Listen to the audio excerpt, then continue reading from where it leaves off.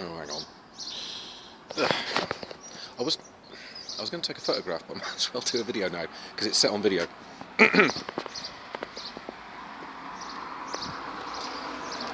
What you're looking at is the crankcases and crankshaft and conrods and bottom engine mounts of the XLH1000, and it's on a pallet which I cut down because apparently the standard pallet size they quote is a maximum. So this way I could, if I cut it like that, it's big enough anyway, and it will fit through my door because it's been in there. And that was fun getting that out, I tell you. Things I've learned. Why it's packed up like this is it's going off to M.E.S.S in Cheshire. That's M.E.S.S in Cheshire. Everybody I've asked about iron head bottom end says, oh, send it to him, or them, or however many people there are there. But apparently they are absolutely the people, not only for old Harleys, but generally 70s, 60s motorcycles.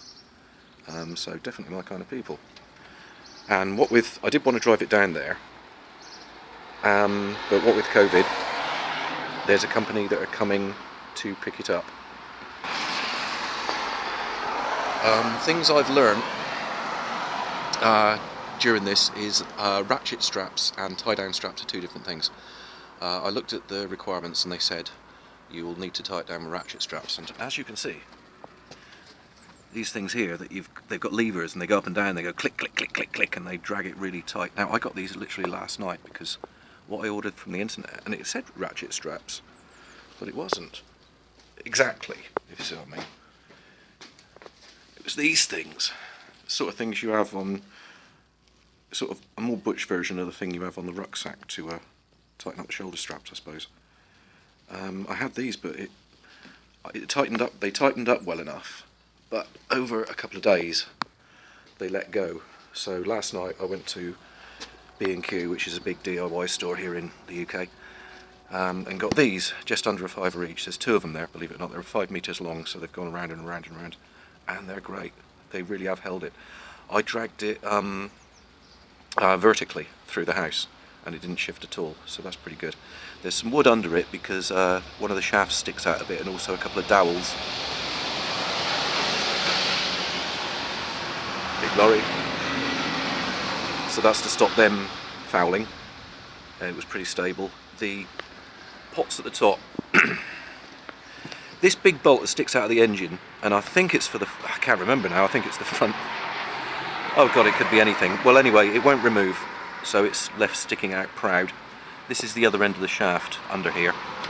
It's both of these things, it's not just a plastic pot over them. I've got metal pole that I cut and put it over them, so they're protected by that as well.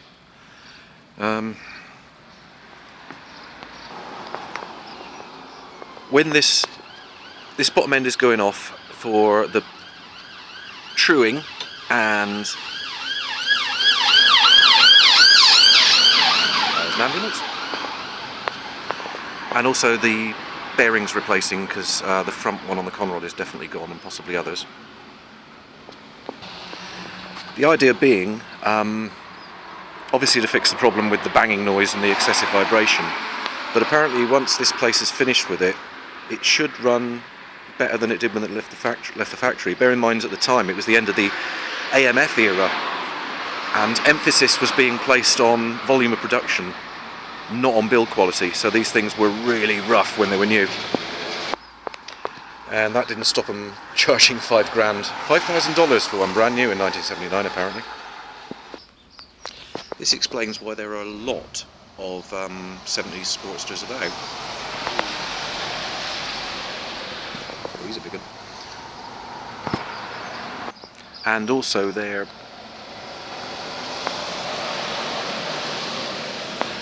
relatively low price at the moment.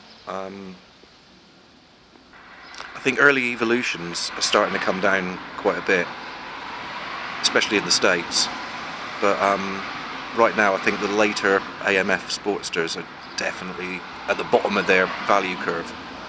I don't think they're going to get any cheaper.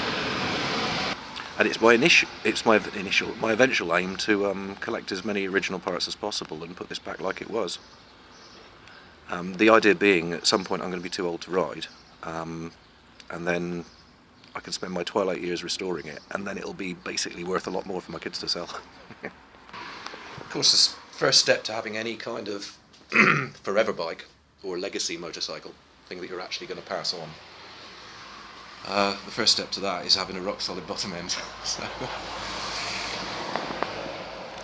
here's hoping.